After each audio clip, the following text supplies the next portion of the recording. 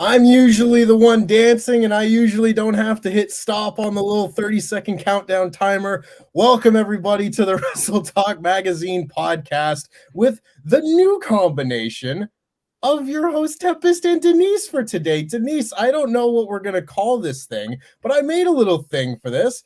This is the currently unnamed Denise and Tempest show. Okay, first of all, I got to dock you points already because when I did this show with Pete, he had a full-on team name. It was creative. It was out there. He had a very, very thrilling graphic. So, Tempest, did I say it right now? I remember the first time I said it wrong. I've been practicing. More than the first time. Okay. Tempest. I've been practicing. Okay, it's so obvious. Dentist. I wanted this to be a collaborative effort to me. It just hit me right now. I was like, when I was saying Tempest so many times, I was like, wait a minute, why aren't we dentist? We're dentists now. There you go. See, that works. But Luke, no, you and I. There wasn't another dentist in wrestling that was stealing the gimmick already. Right. Exactly. Yeah. Just got to go steal our gimmick. But, you and I, is this our first magazine show on a Friday?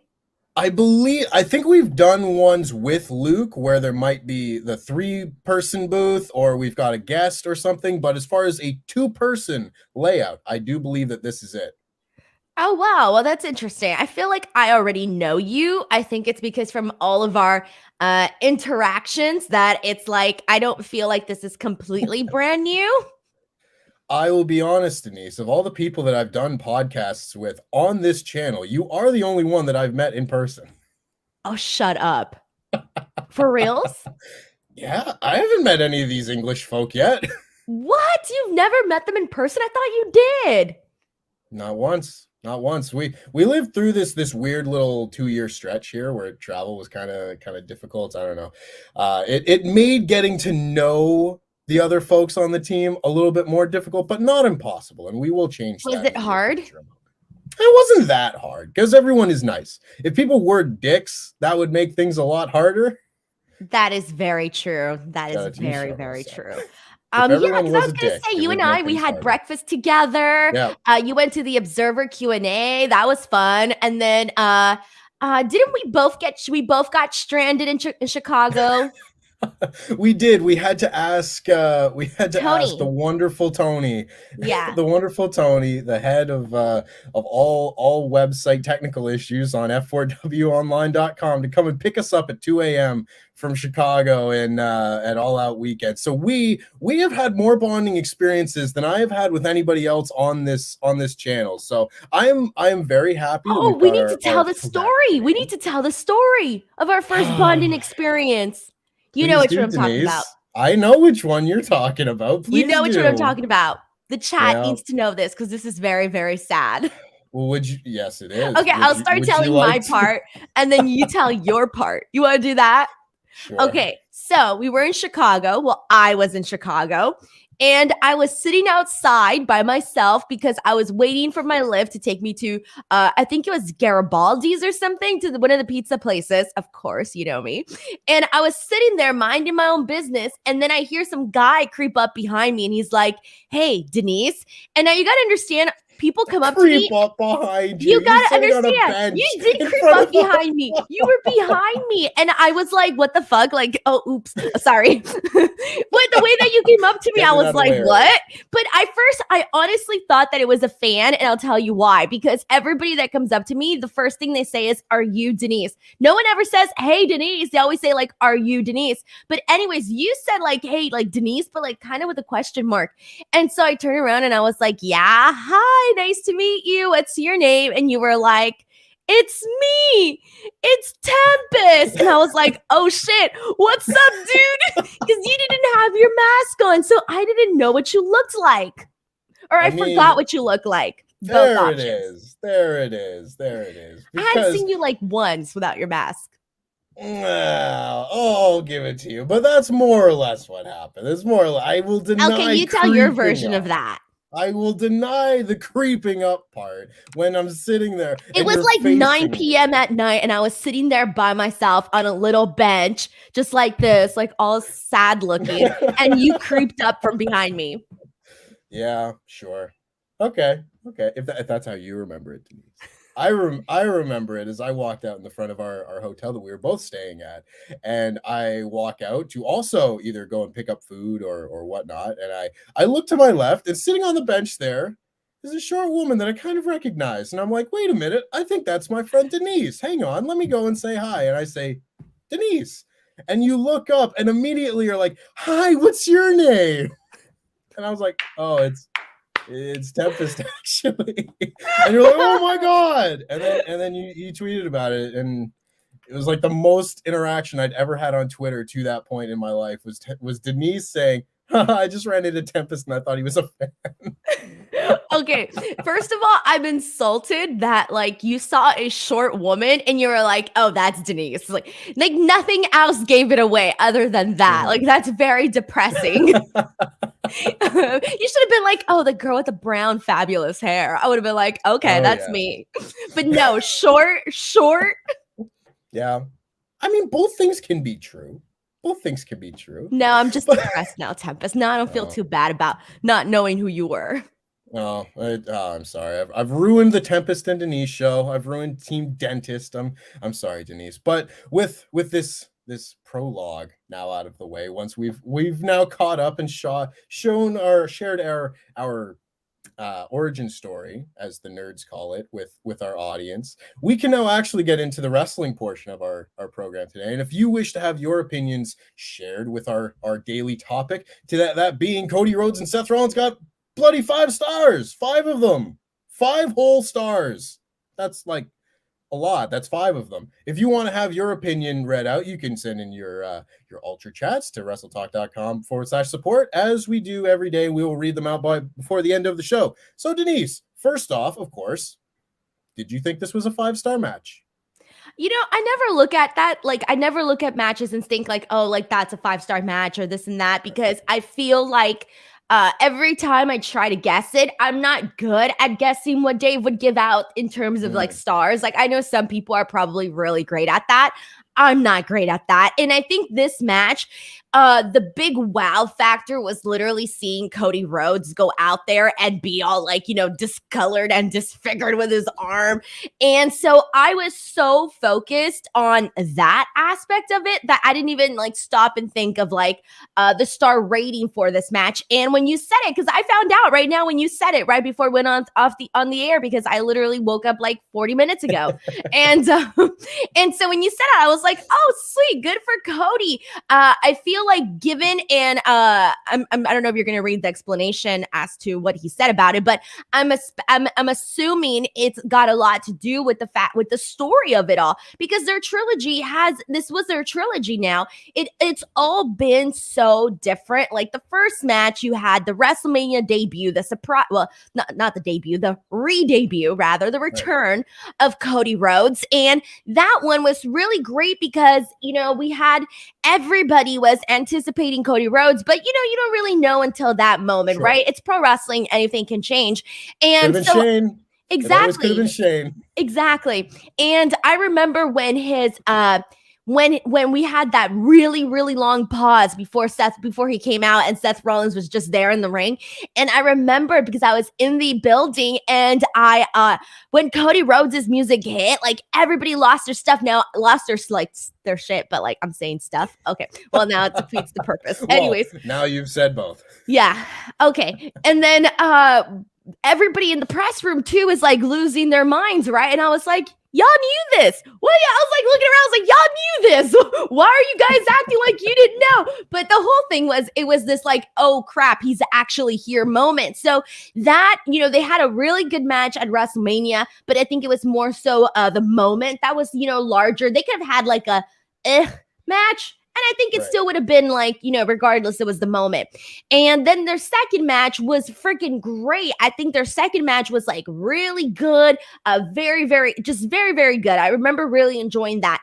And then their third match, I was expecting to be, this combination of what we saw in the second and first match mixed in with the incorporation of the Hell in a Cell, obviously. So I figured okay, that's what we're going to get. But it ended up being something entirely different after we found out about the surgery the injury for Cody Rhodes. And I think it was one thing knowing what he was going into this match with, and then there was actually seeing it. And then clearly that changed the entire story of this match, because the entire match you got Seth Rollins being this big massive jerk, and he's like, nah, I'm gonna keep causing pain on you, blah blah blah. And so in the beginning it was kind of hard to get into, but as you move forward in this match, it ended up being something, a mixture of a lot of things, in my opinion. I will say the next time that I'm invited on your promo show, Denise, I'm going to say I'm going to be a big jerk and keep inflicting pain on you, because I think that is a line that will sell some pay-per-view buys. I mean, I think you kind of hit the nail right on the head. I think they've done a tremendous job with this Cody Rhodes Seth Rollins rivalry, and I think that Seth Rollins needs to be given a lot of credit for all this as well. Of course, he wasn't the one wrestling with a torn pec, but he was still wrestling trusting the wrestler that's in there. The exactly. safety is on the line when your opponent's not 100%. Exactly. And that's what I was going to say, that it's even, I don't want to say more difficult, but difficult in a different way, that you're not going through the pain of dealing with the torn pec, but you have to take care of someone that has a torn pec. You have to put yourself in someone else's hands who has a torn pec, and you have to wrestle a completely different match than you would have otherwise. And I think they did a fantastic job at Hell in a Cell. I think they did a fantastic job at Backlash. I think they did a fantastic job at WrestleMania. I think they will do a fantastic job when they eventually wrestle for the WWE Championship at WrestleMania next year. Because I'm putting that on the record right now. If Cody Rhodes doesn't win the Royal Rumble, I don't know what's gone wrong. But I think this match is really interesting. That I think recently, and I love the 5-star conversation when it's just like a fun conversation of just, well, what matches are great and are 5 stars, and what makes a 5-star match? And that to me is like a very fun, intriguing conversation, as opposed to Dave is stupid because he likes this match. No, it's the opinions are opinions. It doesn't matter. But I find it very interesting that recently it seems like there's been kind of an upswing in 5-star matches given to, or 5-star ratings given to matches that you'll kind of very specifically remember as a example of maybe the best match of its type, where we see with Anarchy in the Arena gets 5 stars because it's this big brawling match all over the arena. You get a 5-star rating for the Jurassic Express and Christian against the Super Click match at Full Gear last year. The 5-star match was one of the best Falls Count Anywhere matches ever. Similar year before with the parking lot brawl with Best Friends and Santana and Ortiz. I kind of look at this the same sort of way, that this is now this is maybe the best injury match that I've ever seen, in terms of molding a story around something real and something that all the fans can look at and be like, oh, wow, that's uncomfortable. And you can kind of latch on to it a little bit more, because you don't have to suspend your disbelief. Look at him. No, you it's don't. It's disgusting. Look at it. That's a big one. I think, you're right on that when you talk about trying to suspend your disbelief, because it's true. Because a lot of times you do that. And this time it was more so of when I was watching that match, it was uncomfortable. I was like, shit, this is, I remember every little thing that Cody did. You were paying more attention, I think, to the details and the movements than maybe you might have before. At least I know I was, where I felt I every little thing that was done, I was more so focused in on that and how that might impact Cody himself. I was putting myself in his shoes and trying to imagine what he must. I mean, I can't, but I was trying to. Yeah. I think this match was fantastic personally, and I think watching it and coming away with it, I guess this is as good a place to have the debate over whether WWE should have allowed him to go out and have this. I don't think there's a debate. Not. The answer is no. Right. But we're trying to. I'm separating. I feel right now we're separating the match. So when we're out here praising the match, I feel like this should not be mistaken for us praising the decisions that were made leading up to this. But I do not think that he should have been out there. Granted, I'm not Cody Rhodes, but I see this more in terms of like the company side of things. I don't think they should have let him go out there because, wrestlers have a different mentality. And when you're like, coming in here and you're Cody Rhodes and this is your opportunity to really, grab the ball and run with it and you get injured, it's like, that's not what you want. And so I can see why. I totally understand 100% why Cody Rhodes wanted to do this match, why he wanted to be in this match. I get it. I fully understand. But I also understand that the company probably was like, all right, well, let's do it now. But the thing is, that companies and businesses, they have to think differently. They can't think like the talent. They can't think like the wrestler. They gotta think like, a little bit more corporate in the sense that, what? Look at him. He's battered, beaten, and bruised. He shouldn't be going out there. I don't think that the company should have allowed him to go out there like that. I think you hit the nail right on the head of a very important point that like multiple things can kind of be true at the same time, where we can praise this match as potentially being like a 5-star match. WWE's first, I didn't even mention this part. It's WWE's first 5-star match in 11 years since the CM Punk versus John Cena match from Money in the Bank 2011, the very famous CM Punk winning the WWE Championship, running through the crowd, also in Chicago match. So we've had a long stretch here where we haven't had any main roster WWE 5-star matches. So to get one here means it's probably going to be praised as a pretty good match. That can be true while also disagreeing with how WWE has gone about things, because I mean, I kind of look at this the same, and this is probably not going to land with you personally, Denise, as an example, but I look at WWE the same way that I look at like hockey, where you get into the hockey playoffs and there are so many people that say, oh, these are real adults and they're strong and they're athletes and they'll play through injury. And then they get eliminated from the playoffs and you learn that they've had a torn ACL for 3 months. Get surgery. Stop playing on injuries, you fools. And I really do feel like it is in the best interest of the team and the athletes and everybody in that sense to take care of the people involved better, So I kind of look at this situations like this, where, Cody Rhodes probably cemented his place in Vince McMahon's good books forever with this performance. And I am not going to say that is not like a massive win for a wrestler's career in WWE. It's not like this wasn't a risk with rewards and everything. Like, he will be paid off for having done this. But from a company perspective, I don't really agree with sending someone out there in the condition that he was in. It's different if I think Chelsea Green or Britt Baker have wrestled with like broken wrists.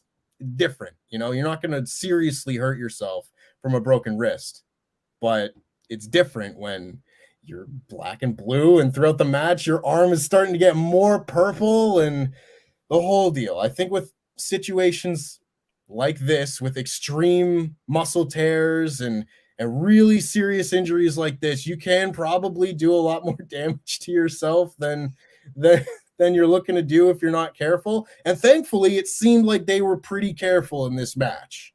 They seemed like they were pretty careful, For the most part, when Seth Rollins powerbombed Cody into the table, you can tell that they were taking that as to be the safest and easiest bump possible.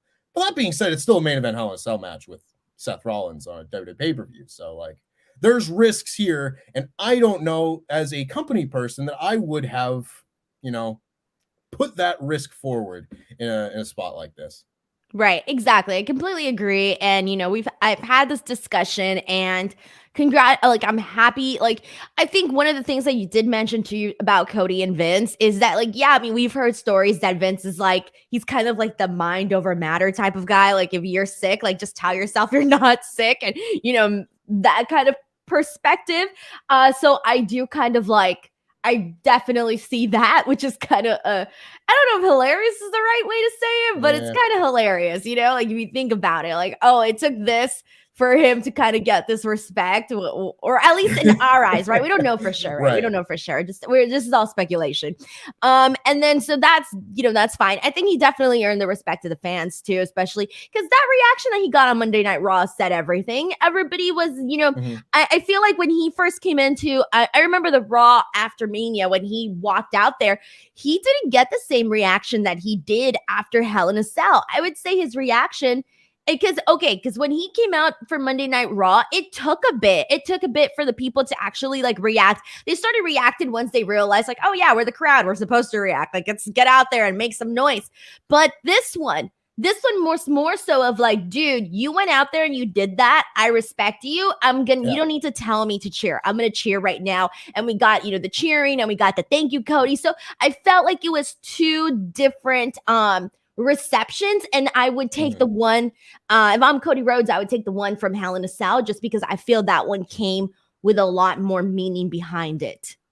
I completely agree. And they didn't use the same props that they would in other situations, but this is very similar to like Randy Orton trying to get the crowd going. Well, like Randy Orton getting slammed in the thumbtacks against Mick Foley got him cheered the next day, because it was like, well, he's not just a pretty boy, he's also tough, and we can respect him, you know. So Cody Rhodes coming back at WrestleMania was a big pop, like, hey, yeah, we're excited, we're surprised, and we're happy to see you again. Now it's like, well, now, yeah, you're a hero, and we're going to cheer you valiantly for this thing that you've done. I think that kind of pop is the kind of pop that, obviously this might not happen, but I think that's the kind of pop that leads people towards like the very top of the card and the WWE Championship and like the main event spots. There, but still, he was. But this is like, this takes you from being like just on the card and like a really good spot to being like, no, you're one of Vince's guys, and he's going to notice that reaction. He's going to see it. He's going to see the match. And it's not something that is easily forgotten. A lot of the things in WWE are kind of like forgotten about the next week and whatever, fans don't remember that. This is going to be one that will be shown in video packages forever. And those type of performances, like, I think are really going to make the big difference for the careers involved, and for, you know, Vince's perception of Cody now, and for the audience's perception of Cody. You know, it's really interesting because, again, I feel like this is kind of what he was trying to do in AEW with like the flaming table spot, where it's like, hey guys, I'm extreme, I'll do something crazy, respect me, you know, I'm going to do the big spot that you guys are going to cheer. But it like never worked in AEW because I think they were a little too far gone with the Cody hate at that point. Yeah, but I think it had gone past a certain point. Yeah. Now with like WWE kind of being like a reset button for him, he's just doing the babyface run that he was kind of trying to have at the beginning of AEW, but he's going all the way with it now, and it's working. So I'm really happy with Cody's run, with the exception of, you know, him getting hurt, of course. Yeah, of course. But then it changes. Like, I still think like if he wouldn't have been injured, the match would have still been good based on the previous two matches. Would have been very different though. Yeah. Oh, very different, but it still would have been very good. Would have gotten 5 stars? Who the hell knows? I can't tell. Who knows? I mean, the last one that Seth had got 4 3/4, so it wouldn't be that big of a surprise to me. You know, it wouldn't be that big of a surprise at all. But we'll get into some of your Ultra Chats, of course. If you want to have your thoughts read out about Cody and Seth's wonderful Hell in a Cell match, a wonderfully gruesome match, send in your comments to WrestleTalk.com/support. We'll be reading out gruesome. It's like we're selling like violence. Oh, sorry. By the way, I messed up your. Continue on. I messed up your plug. It's quite all I'm just ruining the show right now. If people don't know how to send in an Ultra Chat, they might not. If this is your first show, welcome. Subscribe, please. We have cookies and donuts and coffee. Stay for lunch. So we've got a lot of Ultra Chats to get to about Cody Rhodes and Seth Rollins 5-star matches. First one comes from Will Campbell saying, "Hi guys, I do think the match was that good. It was like an old Cell match that was so physically uncomfortable to watch, but you also couldn't look away from it. Everything about it made it one of the most compelling matches in wrestling history for me. It was certainly one of the most compelling matches that I can recall seeing, at least from WWE. Like, I don't remember the last WWE match that was like as different as this one. Is this kind of sad though, because it's like different, yes, but not necessarily for like the best reasons though. Like the man was still like, I think what it is that wrestling fans, we like realism, and we like the realism incorporated into what we're seeing. We like you know, these shoot promos, these work shoot promos, whatever you want to call them. And so, like you mentioned, the big one earlier, which was you didn't have to suspend your disbelief for this one. This wasn't, you know, painted on. This wasn't part of the story. Like, this wasn't part of the storyline per se. This was a complete and real thing, and we were seeing it unfold. So I feel because of that, it really, really did change how people felt about it. I think so too. And I think they could have gone a very WWE hokey direction with this. Like, they could have had Cody get taken out backstage during, you know, whatever, or say shoot an angle where he gets jumped in the parking lot, or stretched out by some heels, or whatever, and make it kind of goofy. Like, the match would still be what it was, because you can't fake what he was going through. But they could have WWE-ified this a lot more than they did, but they played this totally straight. Like, he got hurt in training, and that's the angle that they went with. And that, to me, is something they could do so much more often, because really, from the moment that this injury was reported until the match happened, like, it was all pretty real. And that just, to me, again, I don't want this to be the lengths that we have to take to get different and real in WWE. But when it happens, I'll be like, wow, like, this is what that feeling feels like, you know, when I'm watching this, where I'm watching WWE and I don't know what's happening, but I can't suspend my disbelief because I don't really need to. And it feels real, and it's still compelling. And then the match is good. Like, this whole Cody thing just nailed pro wrestling for me. We also need to add, though, like, if any other like wrestler in the future wants to like work in that conditions, I would say the answer is please don't do it. No. Like, I know you might get a 5-star match out of it, but like, don't do it. Yeah, and I will be honest, because your opponent will probably not be Seth Rollins. You know what I mean? That too. You probably won't get a 5-star match out of it. You will more than likely not get a 5-star match out of it if you try and wrestle with a torn back. We'll continue with your Ultra Chats. Continue to send them in as well. Colby Dennis, this is separate from the 5-star match, more just general WWE, saying, do you guys think that Walter, not saying the other one, can revamp the IC title on SmackDown, or will it just continue to be a prop? I just feel like there's potential there, but it's also WWE. It's the Intercontinental Championship. I mean, the horse has left the barn, cowboy. I don't think that this title really can be rehabbed without like a long, very, very tight plan. It's simple. Have Walter win it. Have him chop the living hell out of every dork on the roster. And that's it. All of a sudden, I care. That's the best thing that they can do, because guess what? That title doesn't mean anything right now. Nothing. See, that is the trouble. I think that is probably what they're going to do, and I think that will make me. But then there's going to be nobody for Walter. At this point, though, I will take that option over what they've been doing with the Intercontinental title.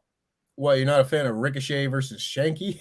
No, unfortunately, it's not doing anything for me, man. Nothing. Bless Ricochet, bless Shanky, bless them both, but this ain't working for me, man. Yeah. I just love Walter. Although good for Shanky, though. He has some really sweet killer moves, and he's like really feeling himself every Friday night. I'm like, all right, cool. You know what? He's out there busting a move. Good for him. Life advice from Denise, I'll say. Yeah, good for him. I'm happy He's for him. busting a move. Good for him. He was feeling himself. Did you see him? He was like, ooh, like he was really into it. And then he gets to Mantha and he's like, oh. You know, I was like, damn, Shanky.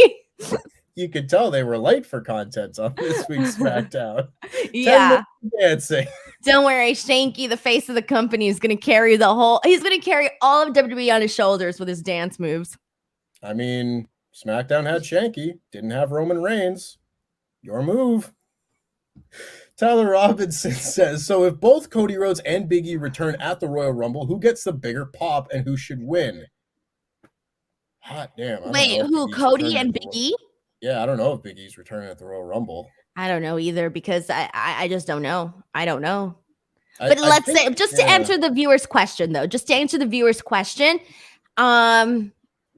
man, I don't know who would get the bigger reception because I don't know.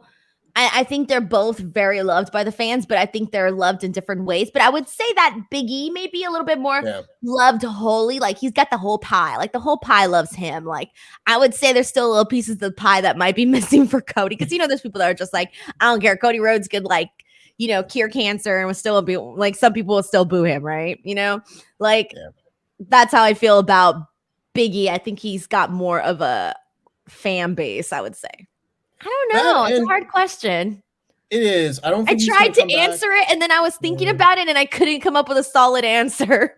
Yeah. It's tough. I think Big E, just because coming back from a broken neck, is probably like just going to be oh my God, he's back. Like, yay. Really exciting. I've got the echo again. I don't know what's going on with that. But I will transition from this because we will get back into more of your Ultra Chats as we get closer to the end of this show. As my dog starts having a hard time on the floor over here. I apologize if you could hear that. The other main piece of news that we're going to get into today, though, speaking of Roman Reigns not being on SmackDown, he's not going to be on Money in the Bank either. How about that? I know, I feel so bad for everybody. You put both your belts on a guy who's going to miss like 3 straight pay-per-views. I mean, I don't know what, like, I want to say, Denise, your thoughts, but like, I don't even know what thoughts to have about this. Okay, I'll give you thoughts. Here we go. Everybody was all worried about Brock Lesnar being double champion because he wasn't going to show up. Well, turns out it wasn't going to make any bit of difference because now we have the same situation with Roman Reigns. Okay, that's one thought. The second thought is like, damn, bro, like they just sucked the damn air out of this mattress because what do you call it? Like, we went into this and a year ago, when they promoted this Money in the Bank pay-per-view, I remember they promoted it at SummerSlam, and the whole Allegiant Stadium was like completely packed, and they announced Money in the Bank, and I was like, wow, Money in the Bank at Allegiant Stadium, this is crazy. Right. But if they feel they can do it, then more power to them. I'll be here. And then afterwards, it's like, oh, well, we're not selling enough tickets. Let's change to a smaller venue. Ugh, blow to the gut. Ugh. And then afterwards, Cody Rhodes is gone. He ain't going to be at Money in the Bank. Ugh, another hit to the gut. Then you got Roman Reigns is not going to be there. Whew, that's it, man. I don't know what to say. It's like they took all the VIP guests out of the party. Who are you going to dress up for? Yeah. Like, when they announced that this was going to be a stadium show, I was like, well, that's an odd choice considering, like you typically would have a decent sized crowd for like the Royal Rumble, which is probably the most popular WWE show of the year these days. Royal Rumble attracts the casuals. Yeah, absolutely. So like you'll have people going to see the Royal Rumble. And there was a part of me thinking, people like ladder matches. Money in the Bank is kind of like, Money in the Bank might as well be as big a deal as like, I don't know, Survivor Series or something these days. It wouldn't be that low on the hierarchy of WWE pay-per-views. I care more about Money in the Bank than Survivor Series. Yeah, I do too. But like, once you got closer to this, like the releases just kept coming and it's like, well, you're going to need to sell tickets to these shows. And I guess they really didn't look to the future when they put both belts on Roman when, holy smokes, like, I don't understand how they in their right minds thought with this roster, at this level of popularity, with this many people watching them on TV every week, that they could sell out like 7 stadium shows in a year. I don't know where they thought they were getting that from, let alone Roman Reigns just taking both belts and pissing off for 3 months. I feel like this is sort of the thing that Pete and I would lose our absolute minds about on our SmackDown podcast, and I might tomorrow. In fact, lose your mind right now, Tempest. Come on, go do your TED Talk. Oh, okay. Let me start getting you. I'll get you fired up. Yeah. Okay. You'll get me fired up. Here's one of the things that I feel like nobody, or I don't know if nobody has talked about it. I don't know, because I'm not really I'm not the person that's like deep diving into what people are saying online. I don't care. All day scrolling. Yeah, that's not me. That's not who I am. Like, I'm rarely I'm always on Twitter, but I'm on my notifications. I'm not like on my timeline. Like, I'm not looking to see what other people are saying. I'm looking to see what I'm saying. I don't care about your tweets. I only care about my tweets. Dude, okay, let me ask you a question. When you're on Twitter, do you when you have the main, when you're let's say you're watching wrestling, right? And you have your Twitter page open. Is your Twitter page open to your your home page, where you see the incoming tweets, or is yours open on your notifications where you see your notifications coming in? It's usually open on the home page. Mine's is my notifications. That's why I'm so oh, sorry, someone's calling me. That's why I'm so sorry, I'm so self-absorbed. Let me take this call. I muted it. I muted the call. No, but mine, I'm always seeing what people respond to my tweets. So when I put something out there and people respond back, I read that's how I get my information. I'm like, okay, if I say hey guys, what's your thoughts to this? And people respond, then I'll read those tweets, but I won't go out of my way to I won't go click on somebody else's tweet and read all the information there. No, I read the information that's coming to me. Okay, anyways. This was about Roman Reigns at some point. Okay. Did this inspire a TED Talk?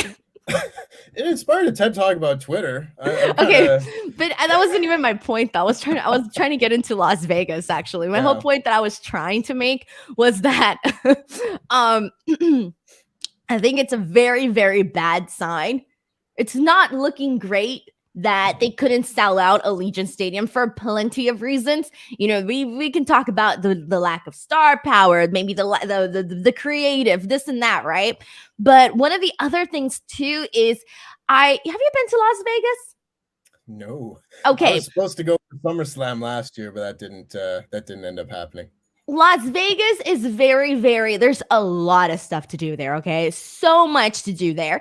And there's so many shows. There's all types of shows. Every show you can imagine is there.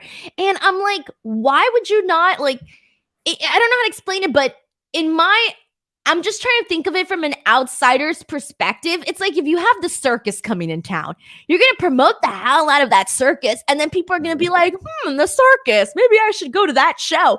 Promote the hell out of pro wrestling. You never know. There might be people that are like, pro wrestling? I got some kids in Las Vegas. They can't go watch Thunder from Down Under. Let me go take them to watch some wrestling.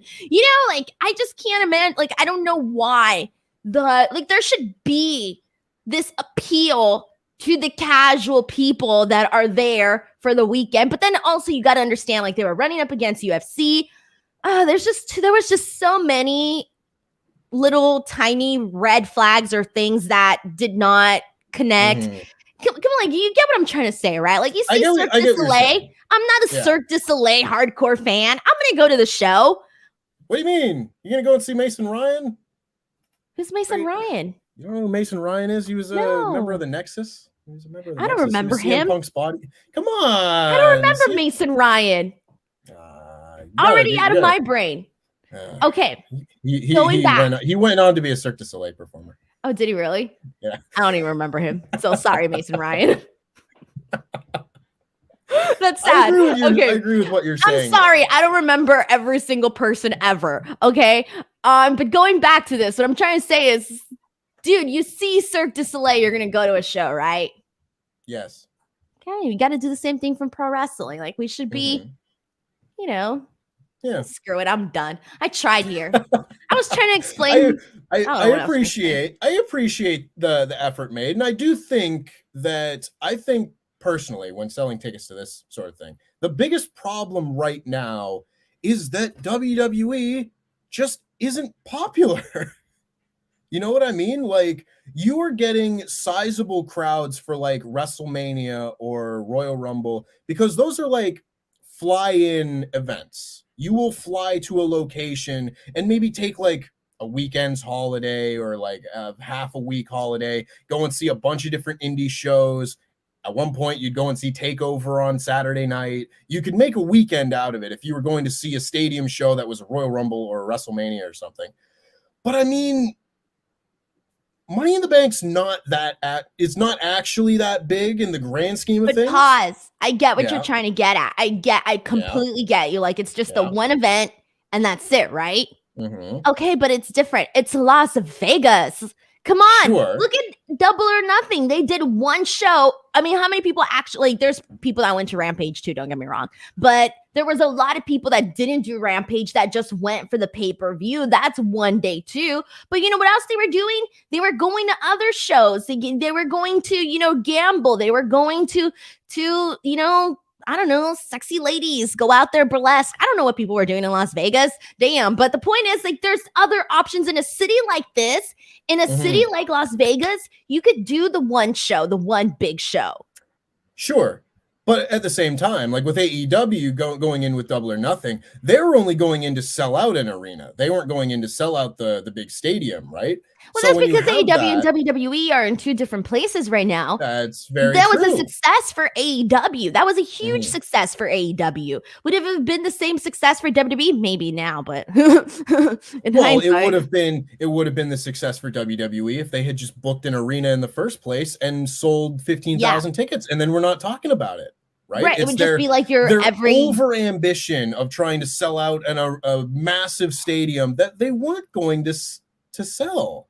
If you aim huge and fall way short, then it looks like a failure. But if you aim for here and you hit here, then it's a success. It's steady. And it's steady. Yeah, it's steady. It's steady. And I think that's probably, if they could go back and do it all again, they would probably do that. Well, they might have to put both belts on Roman Reigns. If hindsight is 2020, you might do a bunch of things differently. So here's my thing too, though. It's like, we shouldn't be here just saying like, oh my God, Roman Reigns, who's our double champion, isn't here right now. We should be talking about, well, you know what? Roman Reigns isn't here, but person A is over and he's going to be there. And I love person A. And you should be like, yeah, well, I'm also very happy because person B is going to be there. Person C, person D. There needs to be like other people to like pull from. For example, let me just rewrite this really quickly. Let's just say that Double or Nothing was this weekend. Okay. And let's just say that CM Punk was out and he was injured. Would it have really hurt the pay-per-view for CM Punk not to be there? Because there could have had another replacement. Right. I mean, granted, you can't match CM Punk, but there'd still be at least some sort of option that could come close to that, is what I'm trying to get at, Yeah. There's got to be other options. There's got to be other stars to fill in. That was part of the reason why Cody Rhodes had to go in there and wrestle that Hell in a Cell match. Who the hell else was going to be plugged in there? Right. Yeah. I think that is the big problem, where you've had Roman Reigns now specifically be world champion for 2 years and beat everyone without anyone besides Brock Lesnar even looking close like they can beat him. And now all of a sudden, after 2 years, we don't really have like a 1A. And if we did have a 1A, it was probably going to be Cody Rhodes, who's now no longer an option. But this is why you don't fire your whole roster. Because when all of a sudden your top guy wants to take a month off and your second top guy gets hurt, you don't have another top guy after that. Maybe you can do your best with Seth and Drew, but it's not like they've been built up to be top guys right now. If it was AEW, yeah, I totally agree. If Punk had to pull out, that would have been pretty devastating. But at the same time, they've got a very deep roster where you switch a few of those things around, and then all of a sudden, exactly. That's what I was trying to get at. Like, they have depth in the roster. You see if Wheeler Yuta can fly back early, and you slot him into Anarchy in the Arena, and then you put Jon Moxley against Hangman Page as the main event.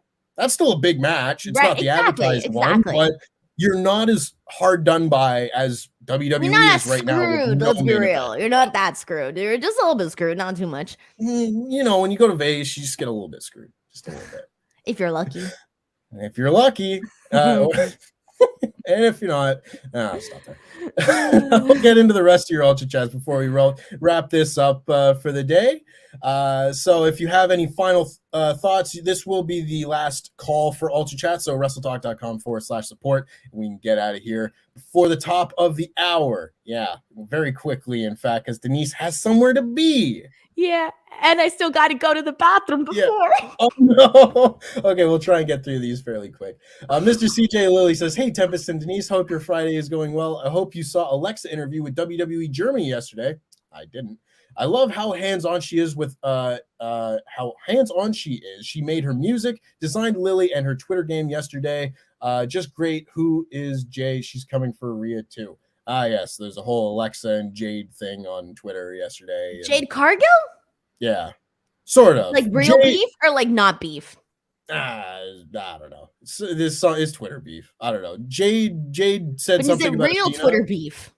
I haven't seen any of this. Okay, I'll go look later. Sorry. The Cliff Note versions of it is Athena posted like a picture, a selfie of herself, looking nice and everything. And Jade posted a tweet saying, "You're looking real Mandy-ish. I thought you weren't trying to be sexy," or something like that. Mandy-ish? Yeah, like the Mandy Rose thing where she said that everyone they want everyone to look like Mandy Rose. And Alexa was like, I want to talk about someone who's coming at my friend, but I can't. And it's a whole thing. Oh, so it was indirect. Okay, I see. Sort of. It's more or less like, hey, someone's talking about my friend and I can't do anything about it, but I would, is the gist of what she said. Drama, the T. And Mr. CJ Lilly also says, I want to know if Dave was what he was smoking when he gave WWE a 5-star rating, as he doesn't often. Also, Denise, just got to say, you've got that wedding glow about you. Are you looking forward to the big day? No. And are any of your wedding songs wrestling songs? It's not wedding day glow. I've been drinking more water, so my skin has cleared up. It's just hydration, people. She's just hydration. Excited about getting married. Not excited about getting married at all. She's just happy to drink water.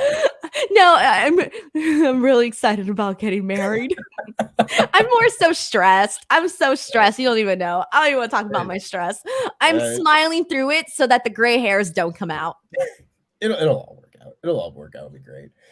10 Reza says, Seth will win Money in the Bank as a reward for doing a great job with Cody, but I don't know if I'm interested in what WWE will be doing for the rest of the year, SummerSlam included. Also, Denise is the hopeful girl who keeps showing up, that Luke keeps standing up.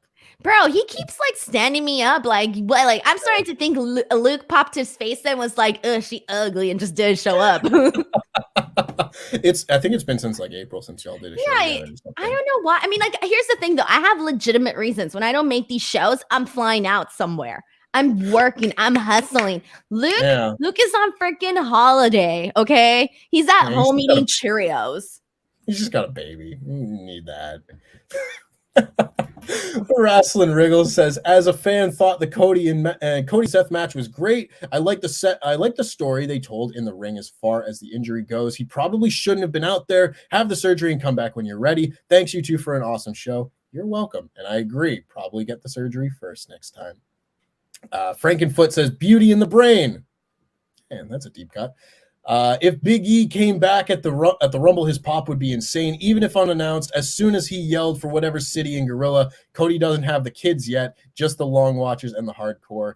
Thank you both for being wonderful. It might be true. Big E does have children on his side. And then subtopics and more. Oh, I like this one. Sheldon Jackson's which match from NJPW's Dominion on Sunday has the most intrigue to you? Not looking at Jay versus Okada. I'm going with Carl Anderson versus Tama Tonga for the Never title. Denise, please tell me how much. Shouldn't it be Goto and Tanahashi because you're trying to figure out who's going to be making it into this tournament? Well, I mean, I think it's kind of already a given, but you just never really know, right? I mean, obviously, it's Hiroki Goto. Like, obviously. We don't know. Obviously. I can't wait to write a whole thing about how Hiroki Goto became AEW World Champion. I can't wait. John Wick GM says, what do you guys think about this week's AEW Dynamite episode? AEW, Ollie received a lot of flack for his take. I don't even know what he thought about it, honestly. Was wondering how it hit with you guys. Oh, it was a good episode. I thought. I was controversial, but I won't get into that right now. I don't know what Ollie said, but I know what I said. I'm curious. I thought it was fine, slightly inoffensive. I was distracted when I was watching. I'll be honest. What were you distracted with? Yeah, I've had a busy month.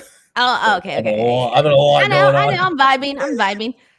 And Ten Rosa says, did you guys see Ollie go off on AEW yesterday? That Ollie scares me. What are you looking forward to for Dominion and Slammiversary? Both cards looking fun. And what are you wanting to see on Forbidden Door? Can't wait to see Naito out on the Dynamite stage. I'm looking forward to a lot, man. I'm really excited about just both shows in general. Yeah, I'm looking forward to both shows. What do I want to see on Forbidden Door? Minoru Suzuki versus Orange Cassidy. I want to see that match. I want to see that match really, really bad. And finally, the last one. Hi, from David Evans saying, "Hi, Tempest and Denise. I just wanted to say I'm looking forward to Denise hosting Quizzlemania later this month. Will Denise I still got that to plan. Y'all are stressing me out." You have plenty of time. Don't worry about it. So, will Denise get to pick who appears on the show? Will Tempest defend his crown? At the end of the day, it will be a fresh Are you the current breath champion? air. It says, "I am." Oh, well, you're on the show. Okay, good to know. I booked you on the show. I just didn't know who the current champion. Well, the booker's already messing up. This is going to be a clusterfuck. It's going to be the world's greatest clusterfuck. There's two more down at the end for you, Vinny. I hope you don't think there's not going to be one in the last 20 seconds. So with that in mind, I will wrap things up there. Thank you, everybody, for your Ultra Chats. Make sure, of course, to subscribe to WrestleTalk Podcast and, of course, subscribe to Denise Salcedo on YouTube. Denise, where can they find you on Twitter? Twitter and Instagram @_ Denise Salcedo, youtube.com/Denise Salcedo. I also have a brand new YouTube channel called Denise's Pieces. Please go check that out so I can make money. Okay, Denise has to go pee. We'll talk to you tomorrow. We're back. Lori and I are doing the SmackDown and Rampage podcast. Bye. Have a good day. Have a fresher breath air.